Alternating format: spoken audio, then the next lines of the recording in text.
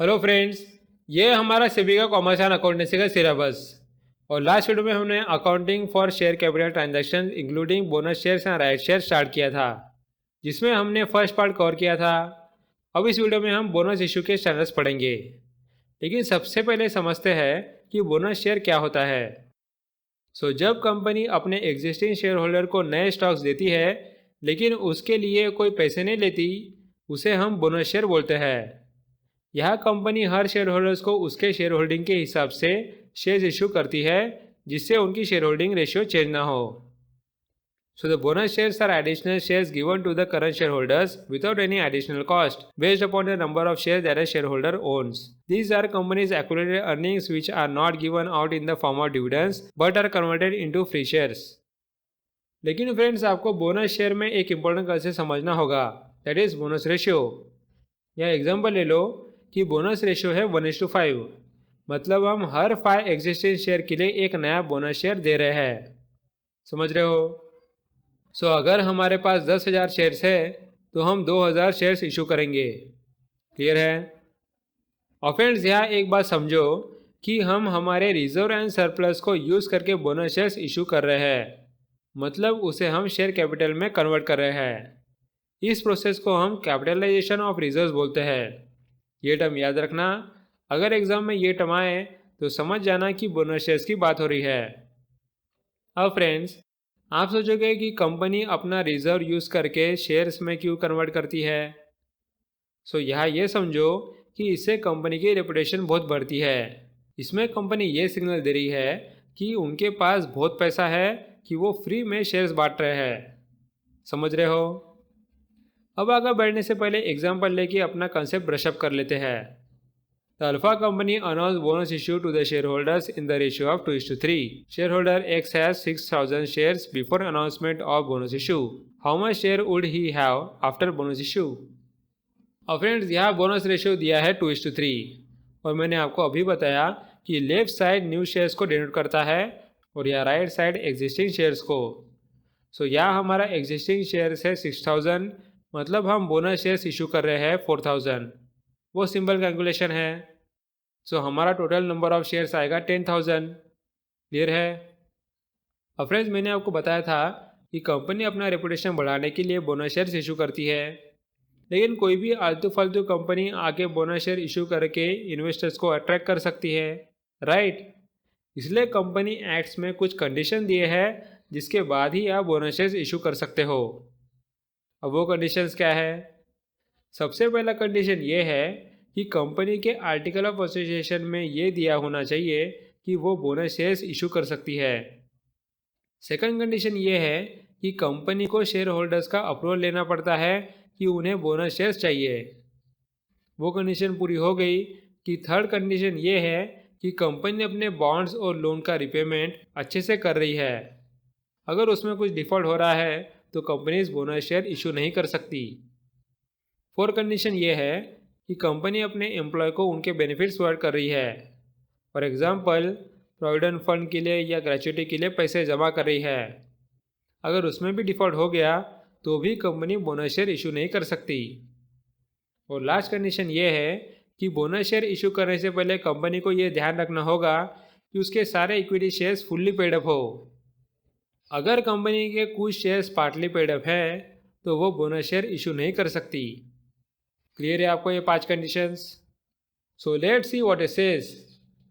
Subsection 2 of the Section 63 provides that no company shall capitalize its profit or reserves for the purpose of issuing fully paid up bonus shares under subsection unless it is authorized by its articles, that is article of association, or it has recommendation of the boards which has been authorized in the general meeting of the company, that is approval of shareholders in general meeting. Then it has not defaulted in payment of interest or principal in respect of fixed deposit or the debt securities issued by it. It has not defaulted in the respect of the payment of the statutory dues of the employees such as contribution to the provident fund, gratuity and bonus. Then the partly paid up shares, if any outstanding on the date of allotment, are made fully paid up. अब friends, सोचो कि ये सारे condition एक company ने कैसे तैसे satisfy कर लिए, लेकिन वो सेटिस्फाई करते करते कंपनी के पास कुछ भी रिजर्व्स नहीं बचे। लेकिन कंपनी को अपनी रेपुटेशन मार्केट में बढ़ानी थी, इसलिए वो एक चाल चलती है। उसके पास एक लैंड रहता है जिसने उसे 10 करोड़ में खरीदा रहता है और कंपनी उस लैंड को बैलेंस शीट में cost value that is 10 crore में रिपोर्ट किया है। लेकिन जब कंपनी उस लैंड को बेचती है तो उसे 100 करोड़ मिलते हैं। और फ्रेंड्स, क्या ये 100 करोड़ का यूज़ करके कंपनी बोनस शेयर इशू कर सकती है? नहीं फ्रेंड्स, यहाँ कंपनी एक्ट ने स्ट्रिक्टली इंस्ट्रक्शन प्रोवाइड किया है कि किस अकाउंट से आप अमाउंट कैपिटलाइज करके बोनस शेयर इशू कर सकते हो। सबसे पहला है कैपिटल रिडम्पशन रिजर्व अकाउंट। अब इस अकाउंट का मतलब क्या है? हमें पता है कि कंपनी के शेयर होल्डर के पास रहते हैं। अब सोचो कि कंपनी को वो शेयर्स रिडीम करना है या वापस खरीदना है, तो उसके लिए उसे पैसे लगेंगे। तो ऐसे रिडेम्पशन के लिए कंपनी अपने कैपिटल रिडम्पशन रिजर्व अकाउंट में पैसे रखती है। इसका यूज़ हम बोनस शेयर्स इशू करने के लिए कर सकते हैं। नेक्स्ट होता है सिक्योरिटी प्रीमियम अकाउंट। ये वो सिंपल है। सोचो कंपनी शेयर इशू करती है जिसका पैर वैल्यू 10 होता है, लेकिन कंपनी का रेपुटेशन अच्छा रहने की वजह से वो यह शेयर प्रीमियम में इशू करता है, एग्जाम्पल 50। अभी इस केस में प्रीमियम है 40, राइट। सो ये 40 रुपीज़ हम सिक्योरिटी प्रीमियम अकाउंट में रखेंगे और उसका यूज़ हम बोनस शेयर इशू करने के लिए कर सकते हैं। और लास्ट सबसे इम्पोर्टेंट, फ्री रिजर्व्स। ये ऐसा रिजर्व होता है जिसका यूज़ हम शेयर होल्डर्स को डिविडेंड देने में करते हैं। इसमें आता है जनरल रिजर्व्स, मतलब अब तक पास्ट ईयर्स में जितना भी प्रॉफिट एक्यूमुलेट हुआ वो हम जनरल रिजर्व में रखते हैं, और उसके साथ इस साल का प्रॉफिट हुआ वो भी फ्री रिजर्व में आएगा। सो समझ रहे हो कि हम बस प्रॉफिट एंड लॉस स्टेटमेंट का प्रॉफिट लेते हैं और यह जो भी जनरल रिजर्व में एक्यूमुलेटेड अमाउंट है वो लेते हैं। ये छोड़ के बाकी प्रॉफिट नहीं आते। फॉर एग्जांपल, कोई एसेट सेल करके या रिवॉल्यूशन करके जो प्रॉफिट मिलता है वो हम नहीं लेंगे। साथ ही अगर लायबिलिटी को रिवैल्यू करने के बाद वो लायबिलिटी कम हो गई तो भी हमें प्रॉफिट होता है, लेकिन वो भी प्रॉफिट हम नहीं लेंगे। सब समझ रहे हो कि बोनस शेयर इशू करने के लिए हम कहाँ से पैसे यूज़ कर सकते हैं। So let's see what it says. Section 63 of the Companies Act 2013 deals with the issue of bonus shares.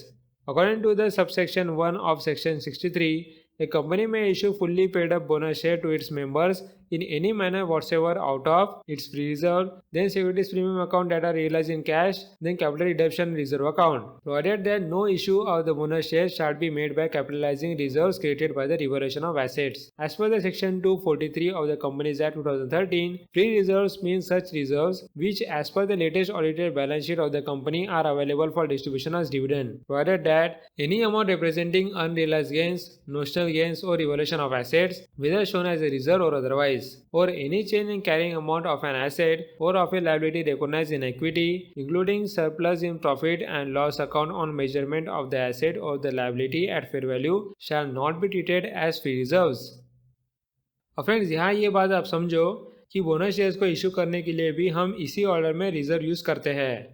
मतलब सबसे पहले हम कैपिटल रिडम्पशन रिजर्व अकाउंट का फंड यूज़ करेंगे, उसके बाद सिक्योरिटी प्रीमियम अकाउंट का फंड और लास्ट में फ्री रिजर्व का फंड। इस कंसेप्ट को अच्छे से समझने के लिए एक एग्जांपल लेते हैं। यहाँ मैंने आपको एक कंपनी की बैलेंस शीट शो की है। इसमें 4 लाख का इक्विटी कैपिटल है और एग्जिस्टिंग शेयर्स है 40,000। फिर कैपिटल रिडम्पशन रिजर्व है 55,000, देन सिक्योरिटीज प्रीमियम है 30,000। फ्रेंड्स, यह सिक्योरिटी प्रीमियम में हम बस कैश से कलेक्ट किए हुए प्रीमियम को ही कंसिडर करते हैं। इसमें कैश छोड़ के कोई भी एसेट से हम अगर प्रीमियम लेते हैं तो उसे हम कंसिडर नहीं करते हैं, ये याद रखना। नेक्स्ट हमें जनरल रिजर्व दिया है 1,05,000 और लास्ट में सरप्लस दिया है 50,000। अब फ्रेंड्स, क्वेश्चन देखते हैं। The company decided to issue the equity shareholders bonus shares at the rate of 1 share for every 4 shares held, and for this purpose, it decided that there should be the minimum reduction in free reserves. Find the amount remaining in the capital redemption reserves, securities premium reserve, and free reserve after the capitalization of reserves for the bonus issue. So हमें हर account का remaining amount निकालना है और हमें bonus ratio दिया है 1:4। इसमें एक चीज़ आपको फिर से क्लियर कर दूँ कि फ्री रिजर्व का meaning general reserve plus surplus from profit and loss account होता है। मतलब यहाँ फ्री रिजर्व आएगा 1,55,000। सो चलिए अब क्वेश्चन का सॉल्यूशन देखते हैं। यहाँ बोनस रेशियो है 1:4, एग्जिस्टिंग शेयर है 40,000, मतलब न्यू शेयर्स आएंगे 10,000। सो बेसिकली हमें यह कैपिटलाइजेशन के लिए अमाउंट चाहिए 10,000 into par value of the share that is 10 which is equal to 1 lakh. इसके लिए हम सीरियल वाइज अमाउंट कलेक्ट करेंगे। सबसे पहले कैपिटल रिटेंशन रिजर्व से 55,000 कलेक्ट करेंगे। नेक्स्ट सिक्योरिटीज प्रीमियम अकाउंट से 30,000 कलेक्ट करेंगे। यहाँ हो गए हमारे 85,000। सो बाकी 50,000 हम फ्री रिजर्व से लेंगे। ये सब मिला के हम 1 लाख जमा करके बोनस शेयर्स इशू कर सकते हैं। अब इन अकाउंट के रिमेनिंग बैलेंस क्या है? पहले 2 अकाउंट में तो ज़ीरो रहेगा और या फ्री रिजर्व से हमने बस 15,000 यूज़ किए, सो वहाँ बचेंगे 1,40,000। क्लियर है अब कॉन्सेप्ट? नेक्स्ट हम देखते हैं कि बोनस शेयर्स इशू करते वक्त क्या क्या रेस्ट्रिक्शन लगाए जाते हैं। अब सोचो कि कंपनी के पास पार्टली पेड अप शेयर्स है, मतलब यह कंपनी को जितने पैसे चाहिए उतने उसने कॉल नहीं किए, इसलिए शेयर होल्डर ने भी पूरे पैसे नहीं दिए। लेकिन कंपनी को बचे हुए पैसे की ज़रूरत नहीं। यहाँ कंपनी को इतना प्रॉफिट हो गया है कि वो उल्टा अपने शेयर होल्डर्स को बोनस शेयर्स देना चाहती है। अब फ्रेंड्स, कंपनी के पास पार्टली पेड अप शेयर रहने की वजह से वो शेयर होल्डर्स को बोनस शेयर्स नहीं दे सकती, राइट? लेकिन कंपनी ये सोचती है कि क्या मैं शेयर होल्डर के बचे हुए अमाउंट को बोनस कॉल देके उसे यहाँ फुल्ली पेड अप शेयर कर सकती हूँ। फॉर एग्जाम्पल, कंपनी का इशू प्राइस है 50 और शेयर होल्डर्स ने पार्टली पे किया है एग्जाम्पल 40। सो क्या कंपनी 10 रुपीज़ का बोनस कॉल दे के उसी शेयर को फुल्ली पेड अप कर सकती है? बिल्कुल कर सकती है फ्रेंड्स, लेकिन एक रेस्ट्रिक्शन है। कंपनी ऐसे वक्त में सारे अकाउंट से पैसे नहीं यूज़ कर सकती, उसे बस फ्री रिजर्व से अमाउंट यूज़ करके बोनस कॉल लेना पड़ेगा। क्लियर है? So let's see what it says. When existing partly paid up shares are converted into fully paid up shares via bonus call, only free reserves can be utilized. Next एक दूसरा restriction देखते हैं जो कि convertible debenture से related है। सोचो कि कंपनी के पास 1 लाख के इक्विटी शेयर्स है और उसके बाद उसके पास कुछ कन्वर्टेबल डिबेंचर्स है जो कि कुछ फ्यूचर डेट के बाद वो डिबेंचर्स 10,000 इक्विटी शेयर्स में कन्वर्ट हो जाएंगे। अब फ्रेंड्स, सोचो कि हमने बोनस शेयर नहीं इशू किया, तो शेयर होल्डिंग क्या आती है? इक्विटी शेयर होल्डर्स की शेयर होल्डिंग रहेगी 90.9% और यह कन्वर्टेबल डिबेंचर्स वालों की फ्यूचर शेयर होल्डिंग रहेगी 9.1%। यहाँ तक क्लियर है? अब फ्रेंड्स, सोचो कि कन्वर्टेबल डिबेंचर्स को इक्विटी शेयर्स में कन्वर्ट होने से पहले कंपनी ने इक्विटी शेयर होल्डर्स के लिए 10,000 बोनस शेयर्स इशू किया। अब यह शेयर होल्डिंग क्या आएगा फ्रेंड्स? इक्विटी शेयर होल्डर्स के लिए वो रहेगी 1,10,000 क्योंकि 10,000 बोनस शेयर इशू किया है, डिवाइडेड बाय 1,20,000 वो आएगा 91.66%। लेकिन जब कन्वर्टेबल डिबेंचर्स इक्विटी शेयर्स में कन्वर्ट होंगे तब उनकी शेयर होल्डिंग रहेगी here 10,000 divided by 1.2 lakh that is 8.33%। अब आप क्लियरली देख सकते हो फ्रेंड्स कि कैसे बोनस शेयर्स इशू करने की वजह से फ्यूचर डेट में कन्वर्टेबल डिबेंचर्स होल्डर की शेयर होल्डिंग कम हो गई। ये तो उनके साथ गलत हो रहा है। सो कंपनी एक्ट्स ये बोलती है कि जब कंपनी के पास कन्वर्टेबल डिबेंचर्स रहते हैं और वो बोनस शेयर्स इशू करती है तो यह कन्वर्टेबल डिबेंचर्स होल्डर को फ्यूचर डेट में बोनस शेयर मिलने के लिए प्रोविजन करना चाहिए जिससे उनकी शेयर होल्डिंग कम ना हो। सो यहाँ 1 लाख के लिए हमने 10,000 बोनस शेयर इशू किए, इसलिए 10,000 शेयर्स के लिए हम 1,000 बोनस शेयर्स प्रोविजन में रखेंगे और कन्वर्जन के दिन वो कन्वर्टेबल डिबेंचर्स होल्डर्स को डिस्ट्रीब्यूट कर देंगे। क्लियर है? So let's see what it says.